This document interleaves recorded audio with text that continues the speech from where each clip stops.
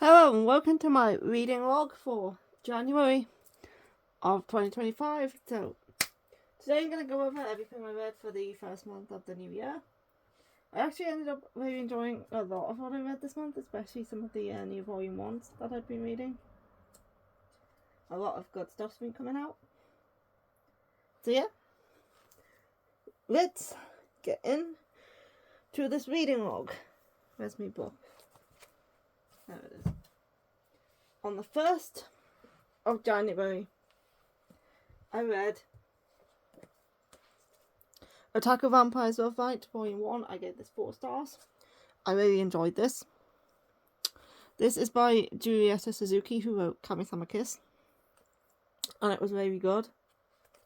We follow a vampire named Hina, and she's recently moved from Transylvania to Japan because she used to be a shut-in, but then she became a big fan of this anime. I've forgotten what the anime, Vampire Cross. And there's a character in Vampire Cross that she really likes, and she gets a crush on, and she buys loads of merch for him, and her room becomes just dedicated to this character. And then she decides to move to Japan to be in the country where the anime was first created, and where she can get access to a bunch of merch and stuff for him. And then she moves to Japan into this apartment complex, and this guy is her next door neighbor, and he looks like the character. So she it's this, I've forgotten what the character's called. Mao is the character, and Cuter is the neighbor. So he looks like the character she likes. So she's like, oh, you look like this character, but he acts nothing like him. But he doesn't know she's a vampire at first. Anyway, it doesn't actually take long for him to discover that she is. It's not really a spoiler to say that he discovers she's a vampire, because it happens in the first chapter. And he is living next door to her, and he has this other vampire who's attached to him and wants to eat him, and is following around everywhere, and she kind of deals with that, and then she just starts becoming friends with him. And yeah, it was very good. It had some good funny moments too. If you are a fan of Kami-sama Kiss and the sort of humor that's in Kami-sama Kiss, you will probably enjoy this one. That would be fair, I do think this one's better than Kami-sama Kiss. I did very enjoy Kami-sama Kiss. I watched it years ago. I was probably a teenager when I watched it, actually, but yeah, I did very enjoy Kami-sama Kiss. But I do think I did enjoy this one a bit more. So yeah, it was a very good first volume. It was funny. I loved Hina. She was a great main character. So yeah, her being an otaku and being obsessed with a certain series and certain characters, it's kind of relatable, and yeah, it's very enjoyable, very funny. I highly recommend this one. It was just a good time. It was a good fun time. Yes.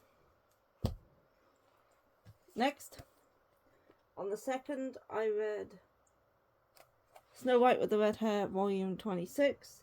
This one I gave 3.5 stars. This has recently come back off hiatus. It's been a while since I last read a volume, because it's been a while since we last had a volume. So yeah, this continued from where the last one left off. I did have to go skim through the last previous couple to kind of just remember what was happening, but yeah. It's more Snow White with the Red Hair. It's slice of life, very slow, chill out fantasy series. You get attached to the characters more than anything else with this one. But yeah, I think things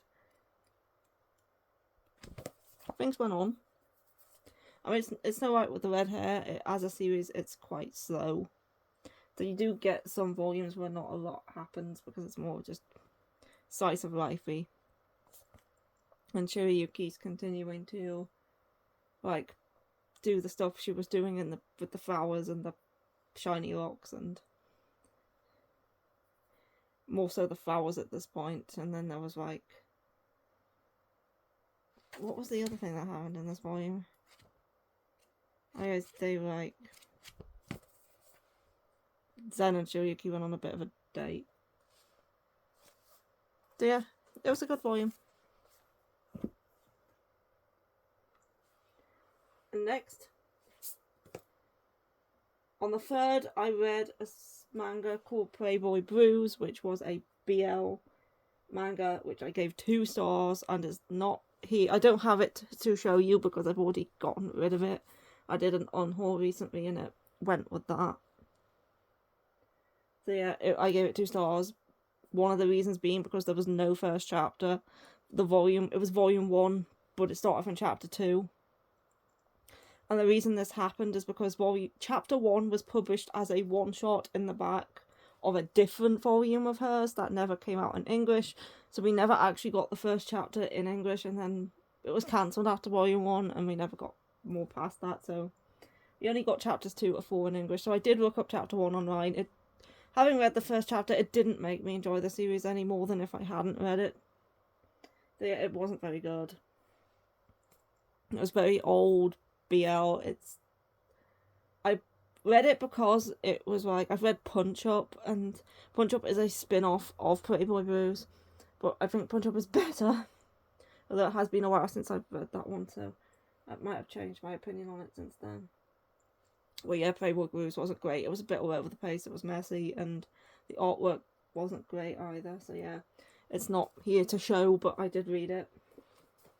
Then on the 4th, I read something a lot better. I read Home Office Romance. This is a one-shot. I gave this 4 stars. It's been the creator of Sweat Soap, which is one of my favourite seinen series. This one was cute. It takes place during the pandemic. We have 2 neighbours who are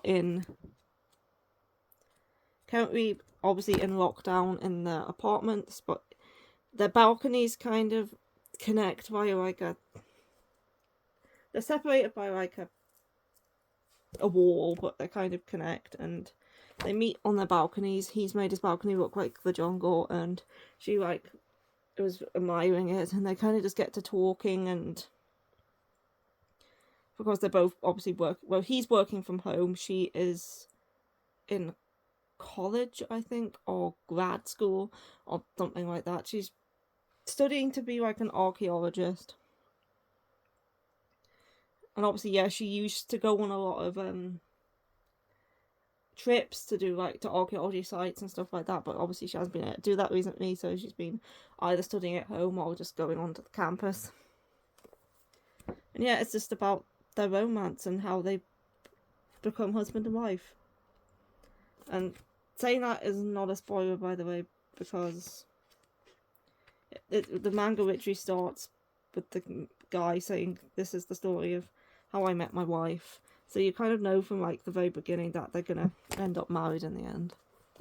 But yeah, here's a diagram actually of the balcony. These are the balconies, and they're like separated by this wall, but you can kind of see around it. And it shows like what the apartments look like. This is like a 1-room apartment with a balcony and I think a bathroom. But yeah, that's like the entire space. Yeah, it was a cute adult romance between 2 neighbours, and I would definitely recommend it. It's a one-shot, it's not much of a commitment, and it was very good. And there's like this octopus on the back. It's a massage stone. And next, I read on the 5th, Sheltering Eves Volume 1, which I also gave 4 stars.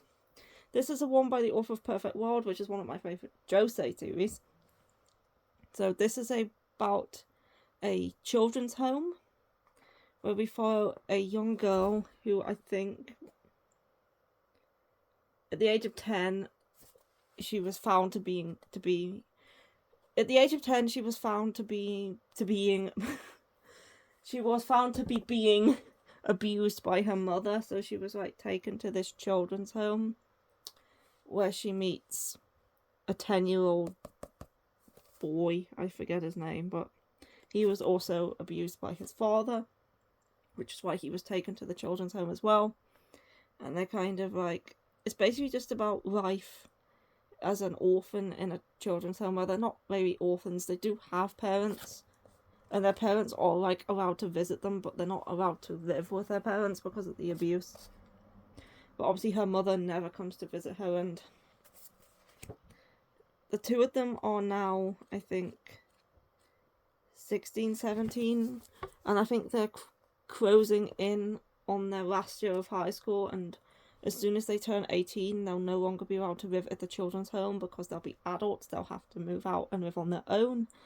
And the girl especially is kind of worrying about the future and where she's going to go next. Like, she doesn't have a home other than this place that she's lived since she was 10. Then once she has to leave, she's like worrying about where she's going to go, whether she'll be able to stay with the guy, whether they'll be able to stay together. And yeah, it's quite a sad read. Obviously, all the children are in the home for a reason. Some are orphans, some have had bad experiences. They all have their own traumas around certain things. But yeah, it was very good. Like, Ria Aruga is kind of good at writing these more emotional series with more like heavy topics to them. Like Perfect World was about disability. This one's being in a children's home. Yeah, I'm looking forward to reading more because it was very good. Next, on the 6th, I read the first volume of Agents of the Four Seasons, and I gave this 5 stars. I absolutely loved this first volume. In fact, this was probably my favourite read of the month. I know I've only read one volume, and it's like only February, but this is probably going to end up being one of my favourite reads of the year. It's an interesting manga. I've not kind of read anything kind of similar. It's based off a light novel. I have the light novel. I haven't read it yet, but because I loved this so much, it's like heightened the light novel, and I pirate what I'm going to be reading next. But yeah, in this world, we have the 4 seasons, and each season is like manually controlled by an agent. So we have the agents of the 4 seasons. So once summer comes to an end, the agent of autumn will then do like a ritual to turn the world to autumn, and so on for each season. But is it 10 years? I think, yeah, 10 years prior to the start of the story, the agent of spring was kidnapped and she went missing. And because of that, spring never came. The world only had 3 seasons. It went from winter straight to summer, to autumn, to winter, straight back to summer. So the world was kind of starting to forget what spring was like. But then at the start of the volume, the agent of spring is back. We still don't know a whole lot about what happened when she was a kid and she was kidnapped. I don't know how old she is now. I think she's around about 20, so I think she was around about 10 when she was kidnapped. But yeah, she's returned, and she's like brought spring back to the world. This first volume was a lot of setup. We don't really know much about the overall story and what's going to happen next, and we also don't know a lot about what went on when she was a kid. Who it was that kidnapped her, why she was kidnapped, stuff like that. But anyway, this volume starts with her on this mountain with her god, because each agent has their own like personal bodyguard who like follows them around everywhere, and this is the agent. She is Hinagiku, and this is her god, who I think is called Sakura. And it starts with those two, and they meet a little girl who's climbing a mountain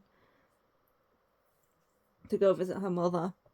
And like, so they kind of accompanying her so she can like make the world to spring again. And then we also meet the agent of winter and his god, and he has some regrets and some like, obviously something happened during the kidnapping that also involved him, because he seems to have a lot of regrets revolving around what happens, and he seems to kind of blame himself. So I don't know, but we don't kind of know how he was involved in that just yet, or what actually went on. So I'm very intrigued to find out more and to learn more about the agents and the world that they're in and what actually went on back then and why this happened. But yeah, I know the light novel has like different parts to it, and the first part is about the Agent of Spring, and it's called, I have the first one, I'll just go and grab it. Yeah, this is the light novel. The first, it is called Dance of Spring, and Dance of Spring I think is 2 volumes long, and that follows the Agent of Spring and her story.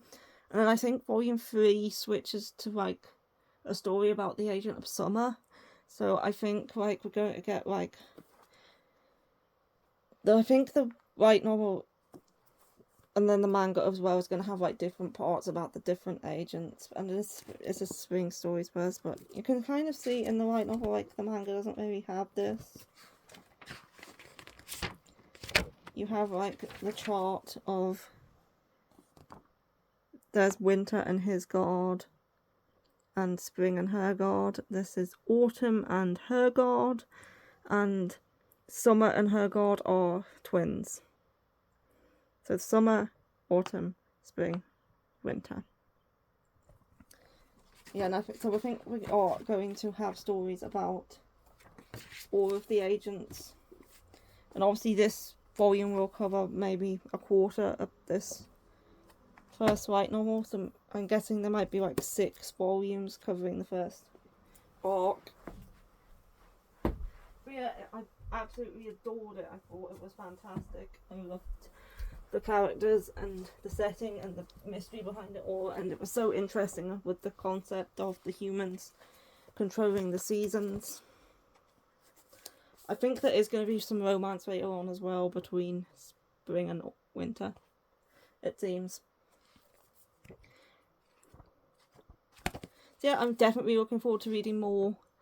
I don't know when volume 2 is out, but I hope it's soon, otherwise I'm just going to have to go over to the light novel. Because I know there's like 4 volumes of the light novel, I think, out currently, something like that. Anyway, I didn't read anything on the 7th. And then on the 8th, I read the first half of Correct Size to Die, because this is a 2-in-1, so I read the equivalent of what I read volume 1 basically. And then I didn't read anything on the 9th, and then I finished this on the 10th and read volume 2 basically. Yeah, this is a fantasy shoujo that's like based in Greek mythology. Corette, our main character, is a doctor, and she lives in like this rural town, and she's the only doctor in this town, and everybody comes to her for help constantly. She never gets any rest. So basically she kind of burns out, and she just can't do it anymore. So she goes to this old well in her, this is the like cover of volume 1. She goes to like the well that's close to her house, and she kind of just thinks about jumping in. And then I think did she jump in or did she fall in? I think she might have. Where is it? No, I think she did jump in. And then she jumps in, but instead of dying, she wakes up in the underworld, which I think she's in the underworld. She probably did die, but she's actually still alive. And the reason that she's in the underworld is because I think she was summoned there by the skeletons. And Hades, the lord of the underworld, is currently dealing with this like affliction where he's got like these bad rashes and burns all over his body. because he is allergic to the sun. So every time he's exposed to the sun, he gets like high fevers and like these rashes.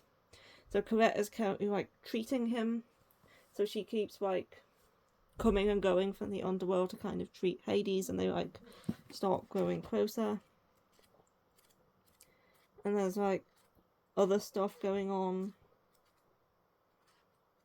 There's other Greek gods introduced, like Zeus and Hercules and people like that. So obviously we're going to get a lot of people from Greek myth just turning up. But yeah, I really liked it. I thought it was very good. I gave it both volumes 4 stars. Obviously there's themes of this in this of overwork and burnout and like having a good work-life balance and like appreciating your job and loving what you do and stuff like that. And obviously there's going to be some sort of romance going on between Hades and Colette at some point,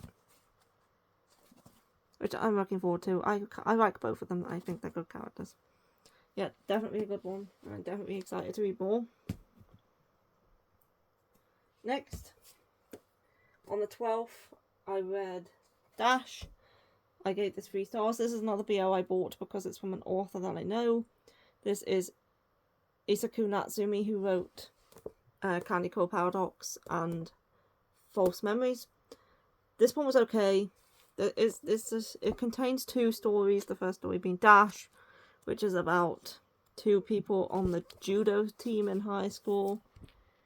And one of them joined the judo team because he looked up to and admired the other guy, but since joining, the other guy has yet to like participate in the club. He kind of just sits on the sidelines or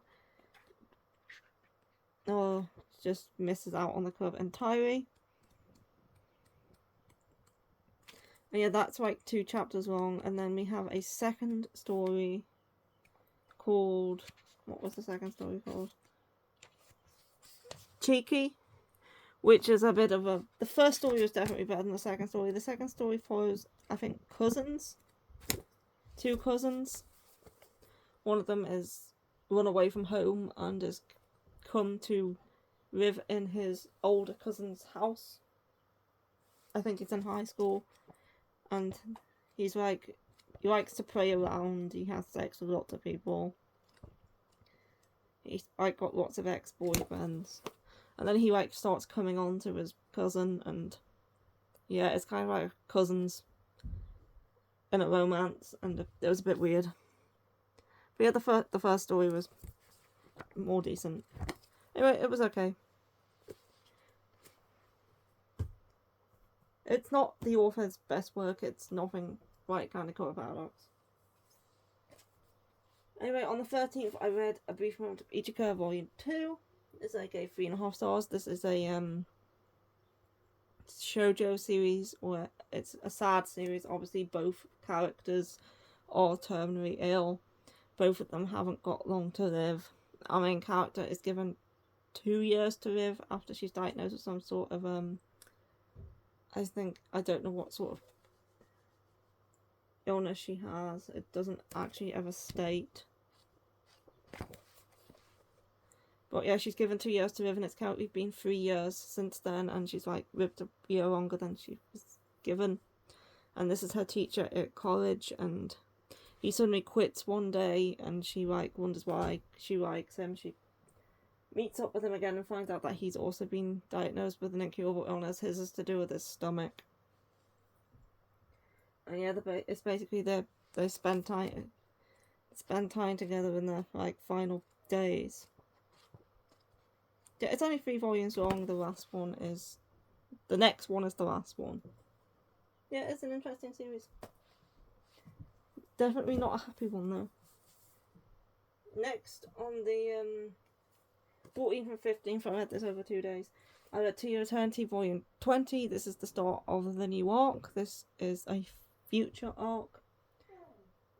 So this volume kind of takes place in the future. It's like sci-fi. We have like a futuristic city. We have people who will be made immortal, and they kind of live off of this system. It's like a rating system when you turn 8 years old, you're given 3 stars, and if you do like good deeds and people give you points, you go up in rating, and the higher your rating is, the better like access, the better like things you have access to. You can like change your appearance, you can like look or however you want, you can become immortal. So yeah, and the 5-star people get to like run the city, and then but if you do bad things, you lose stars and you get demoted to like 1 star, and they're like within the slums. They don't have access to any privileges. They are immortal, I think, but they like can't change their appearance. They're basically living in terrible conditions. And this volume, for the majority, we don't even see the main characters into like the second half. The majority of this volume, we're following a doll. It's like a robot doll who wants to become human, and she's just walking around the city along with a crab toy, like a toy crab. There's like the layers and the like different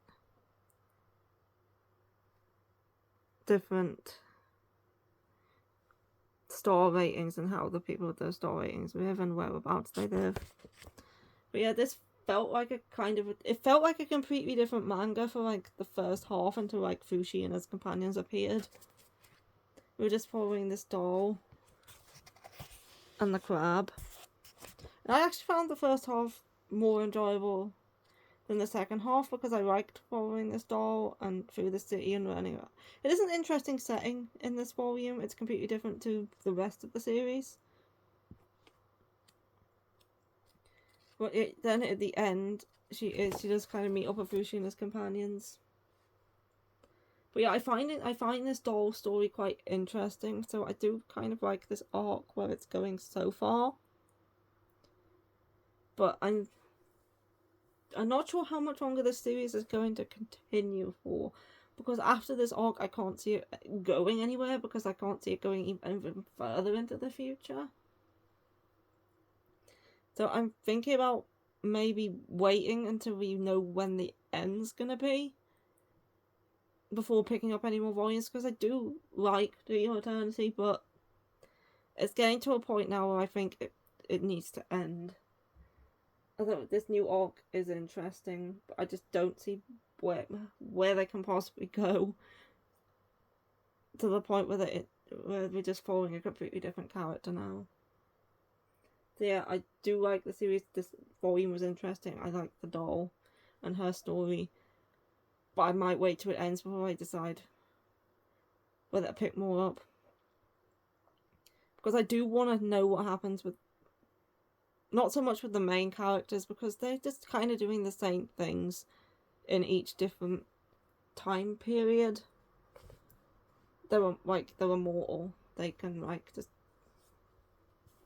come back. It was definitely more interesting in like the beginning parts where you're learning about Fushi and stuff.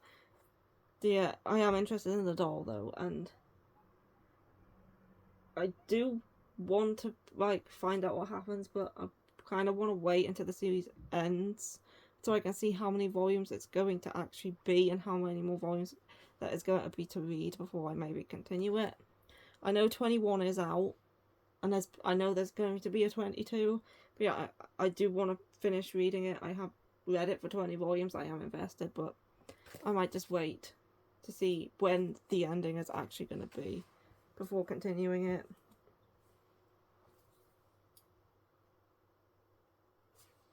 On the 16th, I didn't read anything. And then on the 17th, I read No Longer Heroine, Volume 7. I gave this 4 stars. This series continues to be messy. The dude, what's his name again? The guy she likes, the black hair guy, the one she's like been fawning after since she was a kid, and she thinks she's like kind of entitled to him because she thinks of herself as the main character. What's his name? Rito? I can't remember his name, but yeah. He was continuing to be a butt and getting on my nerves a bit in this volume, a bit like he was in the previous one. Like, I'm preferring this dude at the minute. Not that she's treating him very well, because although she's in like a relationship with him, she keeps going back to the other, like thinking about the other guy, and yeah. But yeah, he wasn't got on my nerves a bit again in this volume, and I don't know like which guy she's gonna like end up with in the end, whether she'll stick with this dude or whether she'll go with the other dude, but either way it's gonna be messy. I'm here for it. I enjoy it. I like the drama. I like the mess. I have got volume 8. I haven't read it yet. There's also a side story, not a side story, a one shot at the end of this volume called Thank You Last Samurai, about a girl who wants to date a samurai because she thinks them as like being the perfect match for her, and then the samurai travels forward in time for the past, and like she meets up with him, and it was an interesting one shot. Obviously it was just a one shot, it's not much to it, but yeah, I enjoyed it. Yeah, it was just a good volume, apart from like Rita, his name is Rita. Is it? Yes. He was annoying me a bit, but he was in the previous volume, and I expect he probably will in the next volume too. But yeah, I'm here for it. I'm here for the drama. I enjoy it. Next, on the 18th, I read Medalist Volume 3. I gave this 4 stars. This was a good volume. It's ice skating. The art is very nice. There's Anori. Yeah, Anori continues to like make her way up the ranks and enter competitions and compete against other girls. Some her age, some a bit older, and then obviously there's the coaches, and I'm looking forward to watching the anime. I'm waiting for it to end first though. But it's on Disney Plus, so I don't think I'll end up getting a dub, so I will probably have to make myself watch it with subtitles.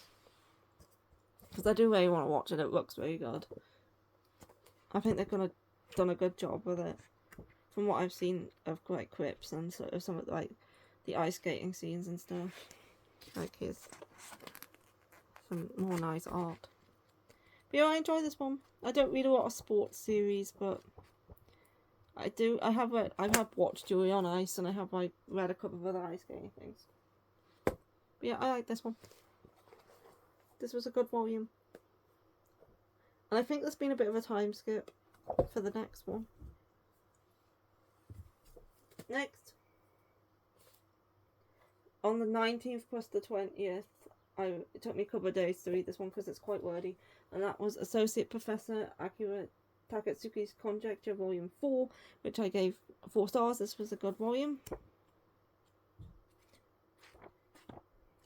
And yeah, we've had the mystery continuing from the previous volume about the child that is considered to be like a miracle child where people go to her to receive blessings and stuff. We had the continuation of that story. And then we had another story which did end in this volume. And then the start of a third. Yeah. We had 7, 8. And then 6, 7, 8. Yeah, and we started this because we had 6. The end of chapter 6, then chapter 7 in 3 parts, and then the start of this chapter 8 mystery, which is still hasn't been solved yet. That was an interesting mystery, and I'm interested to see how that one goes. But yeah, I thought this series ended at 5 volumes, because I could only see like 5 volumes listed online and stuff, but apparently it ends in 6 volumes. So it's going to be a volume 6. I looked up on places like Anime Planet, my anime list, and they both say like ended at 6 volumes total. So there is going to be a volume 6. It just hasn't gotten like a release date in English yet. Maybe volume 6 isn't quite out in Japan yet either. Maybe it's just finished in like the magazines and it hasn't actually been put into a volume format yet. But yeah, volume 5 I think comes out soon. But yeah, there is going to be a volume 6, and that will be the last one. I just don't know when that one's going to be coming out. Yeah, it was good. I like mystery. This one's fun. And next I read another mystery, which also took me a couple of days to get through. 21st to the 22nd, I read Inspector Volume 20. This was another 4 stars. I love Inspector. I love Kotoko. I love the things that come out of her mouth. But this one finishes the mystery, like the locked room mystery one from the previous volume, in parts 2, 3, and 4. And then we have another Mecha Kotoko thing, which they're not my favourite chapters, but there's only going to be 3 of them. There'll be one more in the next volume, and then that'll be it. They're also not the longest chapters. They're just a bit silly. They don't really have anything to do with the story or anything. They're just like silly chapters about a robot that Rika made. But yeah, they're not the best chapters per se. There's only going to be 3, and that'll be it. Then we start this Tobashima family murder storyline, where it's the first 2 parts of that. And that one was very interesting, and I'm looking forward to seeing how that one concludes and what like theories and things Kotoko comes up with to like get them convinced of how things happened. But yeah, again, I really like Inspector. Kotoko is like one of my favourite main characters. She's so funny. And perverted in the things that she says. Next, on the 23rd and then the 24th, I read the final 2 volumes of A Turn of Sabbath, volume 7 and 8. I gave these 4 stars for volume 7 and 3.5 stars for volume 8. Like, the ending was fine. Like, I would have liked to see like a different sort of ending, but it was okay. I'm not mad at how it ended. But yeah, it's a sci-fi series from the creator of Mars. Now that I've finished this, I do want to start Mars. I haven't yet, but I will get around to it. I have a complete set. But yeah, I enjoyed it. It was a good series about like making the perfect human and who can like control and read minds, and his clone and getting out of hand and trying to destroy humanity and them happening to stop him. There was also some romance as well. But yeah, I enjoyed it. Yeah, as I said, the ending was okay. It concluded. Things kind of wrapped up. But there was something happened in the ending and that I didn't really like. But overall, as a series, I'd probably give it a 7 out of 10. It was good. Next, I read probably my second favourite read of the month, and that was Hoteri Hotete First Kiss. I read this on the 25th and I gave it 4.5 stars. This is a one-shot that contains 4 different short stories revolving around couples and their first kisses. So yeah, normally with like chapter-long short stories, you don't have a lot of time to get to know and like the characters. You don't have a lot of time to get invested. But this author did a very good job of getting you invested in these characters and these stories in just one chapter. And if any of these stories got a continuation, I would read it because I really liked them all. They were also good. It also makes me very excited to read Koko Uzuki's other series that's coming out in English soon, Fallen Love You False Angels, which I've heard some very good things about. And having read one of her works now, I'm even more looking forward to it, especially since that one is a longer series. But yeah, the 4 short stories are Special Occasions, Mayabi and Mayabi, Double Glasses, and Full of Me, Full of You. And I liked all of these stories. I thought they were all good. I think my favourite was probably the first one, Special Occasions. And then I would say maybe Double Glasses was my second favourite. Then I like the main character in this one. She reminded me a bit of Ellie from Lovesick Ellie. And then maybe I would say, so Special Occasions I'll put first, Double Glasses I'll put second. Then I would put maybe Maybe third, and Full of Me, Full of You fourth. Or maybe I'll swap those 2 around. Or maybe I'll just put them joint third. So like I said, I like them all. And if any of them ever got like continued or new chapters, I'll definitely read them. They were all so good. It's just about them like confessing in their first kiss. But yeah, they were very good, and I would recommend reading this. Even, like, if you're not a fan of short stories, because they're like not long enough to like get you into the characters and stuff, I would still recommend this one because the author did a good job of getting you to like these characters in such a short amount of time and getting you to like enjoy these short stories. But yeah, they were also good, and I really loved them. So yeah, I would highly recommend this. It's a great one shot. Again, not much of a commitment. It's just one volume. The stories are just one chapter. Easy to get through. So yeah, it's very good. Very good. Next, I read Yonoi Tsukihiko's Happy Hell. When I first read that title, I thought Yonoi Tsukihiko was referring to the woman, but it's actually referring to the man. He's Yonoi Tsukihiko, not her. She is Hanabata Mikan. And she's the daughter of, like, a farmer. She's the daughter of she's a farm. She's the daughter of a farmer, and he is the heir to a food and holdings company. And in order to like save her farm, she gets put into an arranged marriage with him. But he's not really interested in marriage or relationships. He thinks love's fake. He thinks it's a farce. He's not bothered. And like she kind of doesn't want this arranged marriage either, so she kind of runs away. But then she meets him. She kind of goes into this cardboard house in the park where she meets up with him, and she's like, I already have a boyfriend. I want to be with him, not you. But then she finds out her boyfriend doesn't actually think of her as his girlfriend, and he's with another woman. So then she starts to like spend more time with him, and she starts to realize he might be kind of alright after all. And yeah, things go from there. And obviously he's not happy with her like hanging around him all the time, because as he says, he's not interested in marriage or relationships or anything like that. He's only interested in growing the company with his own merits and without the help of anyone else.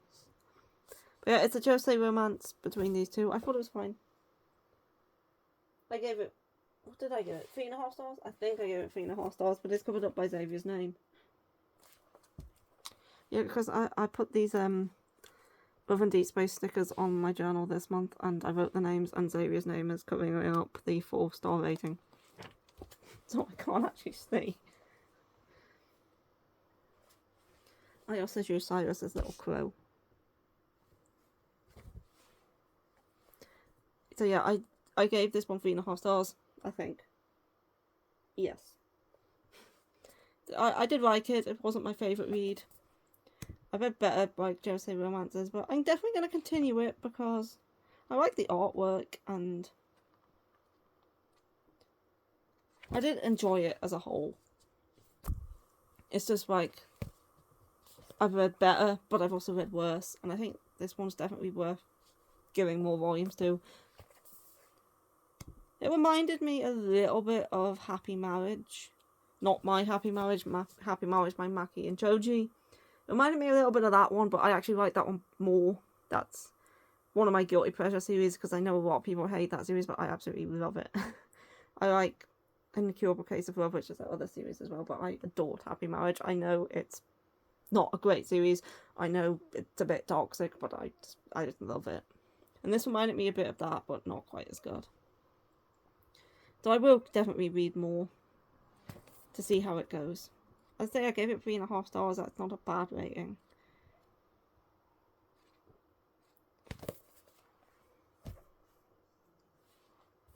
Next, I read something that I really liked, and that was on the 27th. I read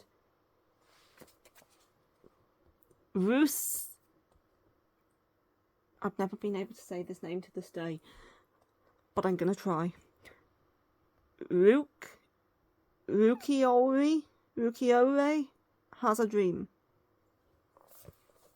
Apparently, this word, it means firefly. I don't know in what language, whether it's a real language, whether it's a made-up one. Maybe I should Google after this video and find out.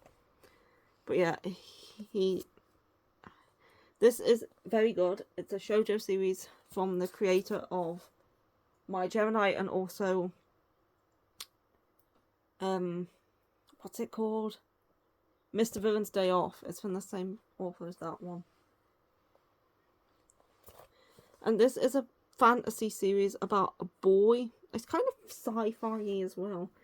But this boy, he was in like the sleep pod and he's woken up. Well, he remembers waking up and into darkness and being alone and scared. And suddenly the pod is opened by this dude who claims to be like a wizard or a magician. A magician. It's kind of the same thing. So yeah, he's a kid. I think he's about maybe 10 years old. And he's kind of in a post-apocalyptic future. I don't know what happened to humanity. I don't know why these sweet pods were made and people went into like artificial slumbers and like went into the future. But he wakes up, he opens up the sweet pod, and now they're kind of just journeying through this world together looking for more people. But it's a desolate, like, post-apocalyptic world. The artwork is beautiful, by the way. There's just, like, nothing there. There's, like, run-down houses, like your, like, typical post-apocalyptic setting. So, yeah, he's journeying. He wants to find more people because so far the only person he's met is this dude who's... We don't know how old this guy is, or... All we really know is that his name is Claude, and he claims to be a 500-year-old magician, but he also lies, so we don't know if that's true or not. He's also very lazy, he just spends the time sitting, sleeping, not really helping out, whilst this kid, like, kind of goes around and tries to find people and, like, food and stuff. It's very mysterious feeling series, it's very atmospheric. Although we are in a post-apocalyptic world and these two people are alone and, like, humanity's died out, it doesn't actually feel that sad. It just feels more mysterious. Especially around... What's his name? Claude. Also, Luke, as he's called for short, doesn't remember anything about his past. He wakes up with no memories whatsoever. He doesn't even know his name. He gives him the name and, like, shortens it to Luke. So yeah, I want to know more about this world and these characters. I have some theories revolving around Claude and who he might be and what he might be. But I can't really mention any of the theories without kind of... I know it's just the first volume, so there's not that much I can really spoil. But I can't really get into the theories about who I think he might be or anything like that without spoiling stuff. But yeah, I do have a couple of theories about him. I don't know whether these theories are correct or not, and I'm not going to find out. Because this series is on hiatus after this first volume.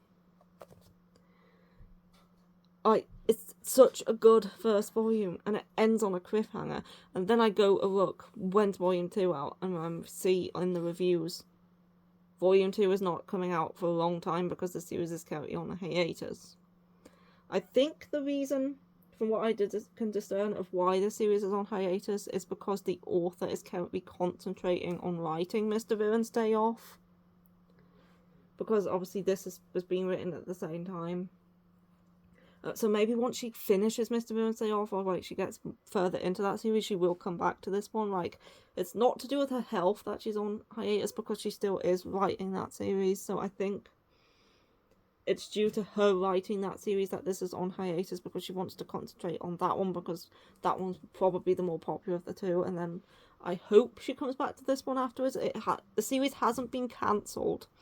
It's just down as being on hiatus. It's not indefinite hiatus, it's just normal hiatus. So I'm hoping once she finishes with Mr. Birthday Off, she will come back to this one because it is so good and I want to read more so badly. The artwork is beautiful, the story is interesting, it's intriguing, it's mysterious. The characters are also interesting. Even though there's only 2 of them for the majority of the time. And we do see it get some like flashes at some points at the beginning of chapters to when he is older. You see like him walking around as an adult, but then that's just for a few panels before it switches back to him being a kid, so I'm guessing we're seeing flashes of the future. But yeah, it's so interesting and I loved it and I just want more. 2 left. On the 29th and the 30th, no, on the 28th I didn't read anything, but on the 29th and the 30th I read Hereditary Triangle, which I gave 3 stars. This one is a 2-in-1, so again, I read it over 2 days.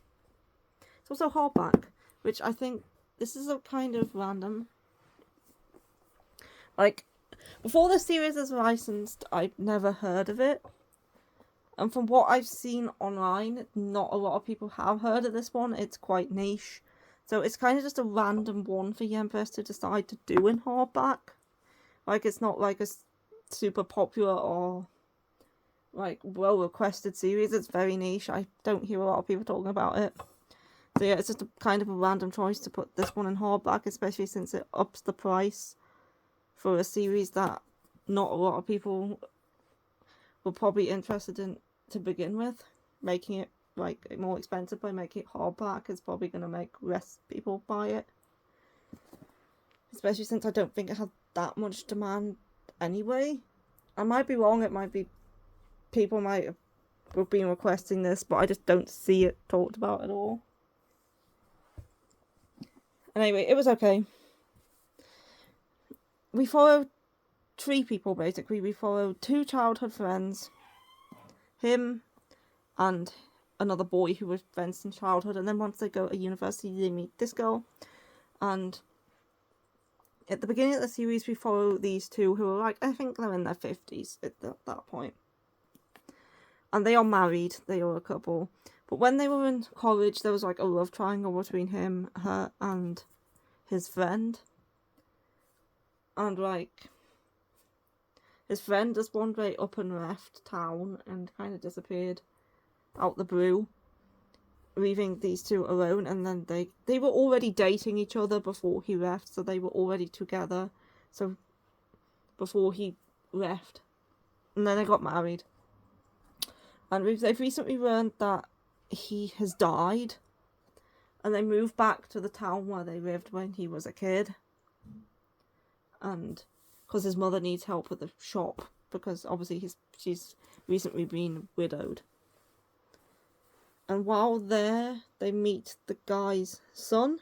This guy here. It's his childhood friend's son who was in college. And his friend was like a photographer. He loved taking pictures. And his son also takes pictures, but he does it as more of a hobby than a job. This does pull out.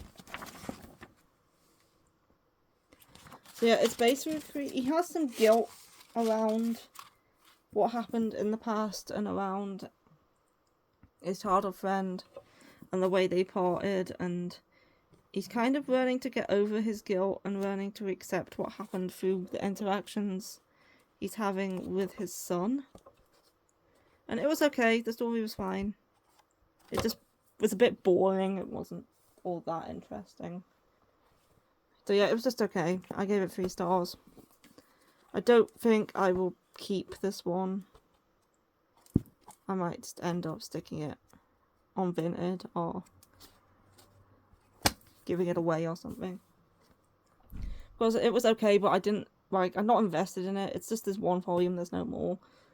And I didn't enjoy it enough to have it take up space, like 2 volumes worth of space on my shelf, when I could put something else, like more volumes of Bruce's Cell Has a Dream when they come out instead. So yeah, I need to save space, and if a volume is just okay and it's not really something I'm that bothered about, I kind of need to just unhaul it. But yeah, a bit disappointed in this one. I thought I would enjoy it more with it being like a human drama sort of thing, but Nah, it was fine. It will probably not be staying in the collection for very long. And the last thing I read this month is a BL called Wet Dream Aquarium, which I read on the 31st. I gave this 4 stars. This was surprisingly wholesome for the title and the concept. This takes place in, I think they're in the last year of high school, because I think they're studying for entrance exams. And he has this classmate who is absolutely besotted with sea life and fish, and all he wants to do is really talk about fish and about his hobbies and anything to do with the ocean. And people in class find him weird. Like, people don't really want to talk to him because he just goes on and on and on and on and on and on, and he doesn't really stop. And he kind of grows an interest in him and the way he doesn't shy away from talking about what he loves. He doesn't hide his true self. He just has everything out in the open, whereas our main character here is closeted gay. He's currently dating girls, but none of the relationships go well because obviously he's not into girls. But he doesn't want to come out of the closet because he's afraid of being judged. So yeah, he kind of admires and also feels jealous of how open and honest this guy can be about who he truly is. So yeah. And the fish dude is kind of neurodivergent coded from what that's how he came across to me anyway. And he kind of like becomes a bit, his girlfriend gives him tickets to the aquarium, but obviously they don't end up going because they break up. So he tries to give him the tickets to say, here, you can take these tickets. I know you like fish, you can go to the aquarium with a friend. But he interprets it as him asking to go to the aquarium with him. So they kind of go to the aquarium together and they have a kind of a good time. But ever since then, our main character has been having these wet dreams about being touched by different sea creatures while he watches. And he's like, why am I having these strange fishy dreams? Or as he puts it on the back, his filthy fish time. Yeah, this manga is fun. It's quite funny. But it's also very wholesome how these two boys start growing closer. And he starts to like be able to act more himself around this kid. Rather than hiding who he actually is and trying to be someone he's not. But yeah, I really like the relationship. I really like the characters. You get some fishy facts. You get some filthy fish time. It is rated mature. But yeah, it was very good. It was surprisingly wholesome and it was also funny. I mean, this is a BL, so, and it's a M-rated BL, so obviously there's going to be some of those scenes in there, right? But there is a scene when they're doing their thing where he is inside of him quoting facts about how octopuses reproduce. It was just quite funny. Yeah, I definitely recommend this one if you want something cute and wholesome. Or it does have those mature scenes in it, but the relationship itself is very wholesome and cute. And it's only maybe one, and it's more towards the end. But yeah, I really like this one, and I would recommend it. But just make sure you're over 18. Anyway, that was everything I read for January of 2025. Obviously, it's the 4th of February. I have read a few things this month too. But that was everything I read in January. And I hope you enjoyed the video and read some cool stuff this month yourself, because I really enjoyed the majority of what I read this month. I read some great new series. I read some great continuations. I've found some new series like Agents of the Four Seasons, Rooster Still Has a Dream, or however you say his name, that I'm now also Sheltering Eves I really liked. It's Correct, that I'm going to be really invested in, and Oh, Attack of Vampires Will Fight too. That one was great too. There were a lot of new great volume ones, a lot of great one-shots, some mediocre stuff in between, but the majority was good, and I enjoyed it, and yeah, I hope you liked the video, and I'll see you again for probably my February haul, which will probably be more towards the end of the month, because I got stuff that in my book cart that still needs read. I want to get through the majority of that before I buy more. And goodbye, and see you then, and goodbye from Rowan, who has come in and flopped on the floor.